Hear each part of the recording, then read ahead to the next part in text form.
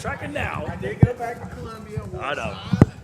Said I was an idiot. I was wrong. You're good. You know I love y'all, man. Yeah. Well, shit. Said I was gonna be the first coach fired last year, man. So.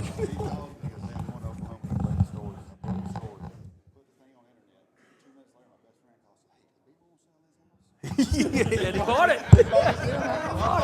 I know. Yeah, my wife's like, this is great. We moved to Oklahoma. We already sold the house. I'm like, what do you mean? It hasn't even been announced yet. Y'all doing okay? Yes, absolutely. Good. I saw it, man. I use it with the team today, fellas. Like, life comes at you fast. They were ready to run me out last year. Not anymore. Not anymore. Well, that's a scary thing. Shane and I, we do the show, and it's like we kind of hope no one's watching. But you want it to get popular, and then we say so much dumb stuff that comes back on us. But at least we own up to it. We say a lot of dumb stuff, but then we're sitting here with Coach Shane. Yeah. Well, y'all do a great job and have a great following. So people like watching you because you're genuine and you are who you are, which people appreciate. Well, I've never met an ugly Shane either, so there's Exactly. that. Yeah, exactly. Yeah. Oh, man. Well, no, I do appreciate you coming over. And, one of the wildest seasons last year, it felt like 24 was just pure chaos. But the more we're breaking down 25, I've never seen so much parity in this league that I don't. You made the comment in the small room over there. Any given Saturday. So what kind of pressure? I don't want to say pressure, but what's the attitude of that locker room going into this season?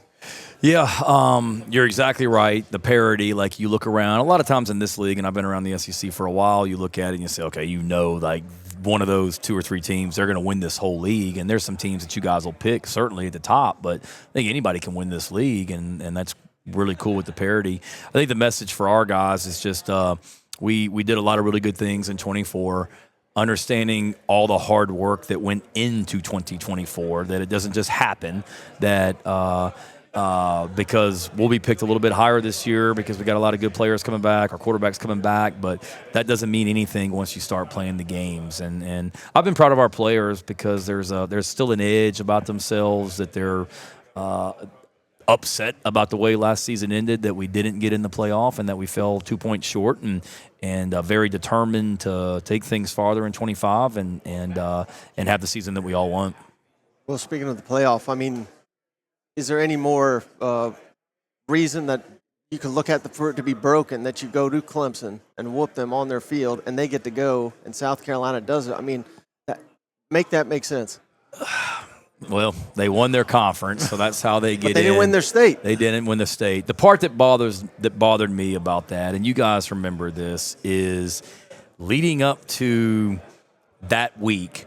I mean, there was, in so many ways, the eyes of college football were on Clemson, South Carolina, because so many people thought whoever wins this game is going to really have a strong argument to get in the playoff. And we as a team felt like, look, I know we lost to Ole Miss and Alabama head-to-head, and we lost to LSU at home, but we've won 6 in a row. There's not a hotter team in the country. We go into Clemson and beat the potential ACC champion on their field. Like, that's got to be – they wanted to talk about data points. That's got to be a pretty freaking strong data point if you do that. And the part that was most upsetting to me was when the rankings came out the following week after we beat Clemson, and we were still where we were, and then the chairman of the committee said, it doesn't matter what happens this weekend on championship weekend. If a team isn't playing, their ranking is not going to improve. And in my opinion, that was a very irresponsible statement to make and an irresponsible protocol to follow. Like, you're supposed to evaluate the entire season, and how you wouldn't watch championship weekend and then take a step back and say, okay, who are the 12 best teams? And you just watched Clemson win the ACC, and you didn't even take the time to revisit South Carolina. If we don't get in, we don't get in, whatever. But to sit there and say that we're not even going to talk about it, I didn't understand it then, don't understand it now, and all I've learned is don't leave it in the committee's hands. So just win. Well, It's almost like it doesn't make sense to me that they make that reveal, and it's so damn hard to move up. But by God, you lose. It's no easy doubt. to pull I you mean, down. we got you 6 know? straight wins. We beat the ACC champion on the field. A&M's a top 10 team when we beat them. Missouri's a top 25 team, or at least when we beat them. And I get it. We lost head-to-head to teams, and you can make an argument, but to not sit there and even evaluate it, not just us, but evaluate the whole ACC after championship weekend, evaluate the whole Big 12 after championship weekend, and see who beat who. But don't leave it in the committee's hands. Hey, how much pride does it give you that I think you're the only coach that can come here and say you may have the best offensive player in the conference and the best defensive player in the conference? I think that's accurate. I know it doesn't really matter what we say in the offseason, but how much confidence does that give you going into the year to have players like that? No, for sure. People that will ask me throughout the year, like, how you going to be this year? And you want to be really good at quarterback, and we are. And you want to have, somebody that can rush the passer, and we have that as well. So we've got a lot of key pieces that are returning, and those two guys are as good as anyone in the country. There's no question about it. And they're still young too, which is exciting. So we've got to be good around those guys. We lost a lot of production around Lenoris, but we've got some really talented guys returning on offense and some new guys coming in. And then defensively, obviously Dylan did some great things last season, but our top 4 defensive tackles last year are now on NFL rosters. And the SEC Defensive Player of the Year, playing on the other side of Dylan, is now with the Chargers. So we've got to rebuild that defensive line in a lot of ways so Dylan can continue to take the next step and be great. But Dylan's got to do that on his own as well. But certainly anytime you have a guy that can affect the quarterback like he can, and then you have a quarterback that can affect games like Lenoris can, it is definitely a really good starting point, that's for sure. Well, one thing I absolutely love about what your team is doing, especially you guys, is not only are you finding talent with players out here, but you're also doing it with coaches. You know what I'm saying? We're it seems like every year South Carolina's got another coach that's going on to be a head coach elsewhere. Right. So what part of that, I know the kids and all that's very important, but this coaching system that you're kind of creating over there, how important is it to maintain that?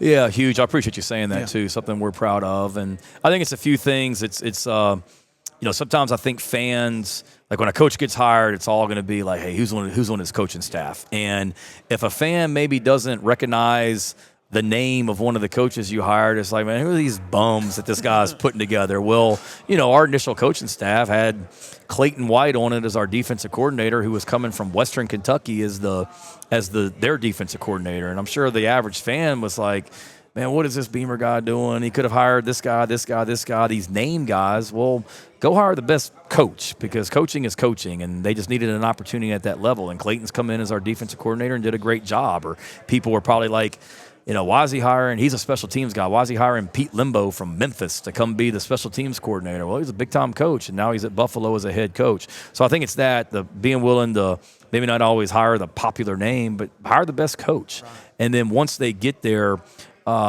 empower them and support them and give them the ability to do their job. And I saw that from my dad growing up, his son as the head coach at Virginia Tech all those years. He did that with his coaches. He hired good coaches. He held them accountable, but he let them do their job and not try and micromanage. And that's what I try and do, and excited for them, whether it be, Dow Loggins going to App State, or Jody Wright going to Murray State, or Pete Limbo going to Buffalo, and then other coaches on our staff that have had opportunities that decided to stay. Certainly want them to be able to accomplish their goals, and Columbia is a great place to live, and South Carolina is a great place to coach, and want to be able to see guys develop as coaches and then get a chance to go, not leave for a lateral job, which guys aren't, but to leave for better opportunities, right, which I love them being able to. I was able to do it as an assistant coach and want to for them also. Hey, speaking of Coach White, we heard a rumor that he was bragging that the offense didn't score a touchdown all spring on his defense. Can you confirm or deny that rumor? I can't confirm or deny. I'm going to have to talk to Clayton if he was bragging about that as well. But no, I'll say this, in college football, and you guys have been covering it long enough, defenses better be farther ahead than your offenses in the spring in a lot of ways. And if your offense is lighting up your defense, that's a bad thing. Now, I went to Oklahoma working for Lincoln Riley, and we had Kyler Murray and CeeDee Lamb, and we're like a dang up and down the field. And I'm like, maybe this is the first time I've ever been around an offense that the defense can't stop. Is that good or bad as well in practice? But no, we had some good competition in the springtime. We knew that Lenoris was going to be our quarterback, but we certainly wanted to develop the guys behind Lenoris as well. So we did a lot of that in the springtime. And there's a lot of new faces, but going back to your question about like coaches, it's like knowing the personalities of coaches. And there's a button that all you have to do is kind of like poke Clayton White a little bit, and then the competitive juices are going to get fired up more so than any coach on our staff. And he loves to compete, and we've got an offensive coaching staff that loves to compete. So it makes practices fun for sure. I always love the family atmosphere, especially if you got a good coaching staff. Yeah. And one of the things that also I notice with a lot of coaches is they have these superstitions too, that they got to have maybe a certain meal, or they can't wash these socks or something like that. Is there anything like that you do? Maybe a song you have to listen to before you get out of the car? Or? Not really. Not really. I try and stay pretty consistent with my routine and not change win or lose. Maybe it's a sport coat that I wear to a game that if we lost, I'm not going to wear it again. But I wore this to the North Carolina game 2 years ago and we lost. So I guess there's like a statute of limitations or whatever. So now we can start that over. But not really. I try and stay pretty consistent and don't have a lot of superstitions necessarily. Now, I think my wife and my kids, like during the game, they absolutely are. I'm obviously not with them during the game, but they've told me crazy stuff that if somebody is sitting in a seat that they're wherever they're sitting when we score, like they can't move the rest of the game and things like that as well. But for me, it's just pretty consistent routine, and maybe that superstition's within that, but probably not. Has your boy got an offer yet? I noticed. Well, he. Yes, but we bumped into James Franklin from Penn State about 2 summers ago at a restaurant over in Georgia. James offered him a scholarship. Dabo at Clemson has offered him a scholarship. And then we were at a Coach of the Year or Player of the Year thing back in February with Marcus Freeman from Notre Dame. So Marcus Freeman offered him as well. No, granted, he hasn't done anything other than flag football at the age of 11, but he thinks he's got 3 offers right now. So awesome. I'm going to be calling these guys in about 4 years too. Like, hey, y'all thought y'all were joking back in 2023 or 24, 25, but I wasn't. But it's cool having him around and having him be a part of the program and all of our coaches and their families. Awesome. Hey, I know, last question I got for you, because I know your time is short, but, and I know this is like not, coaches always say this is above my pay grade, yada, yada, yada, but when I think of South Carolina, I always think of playing Georgia. I think of playing Florida. Yeah. And we're from Tennessee. South Carolina, Tennessee was becoming a nice thing too. Yeah. And I know last year was a hell of a season. But how weird was it that those games are not on the schedule? And have you, been told anything about those games? Yeah. One, it was very weird, as you say. That we didn't play them. I think it was weird for us, weird for fans. I think it was our first time in the history of South Carolina being in the SEC that South Carolina didn't play those teams. Right. And it was weird.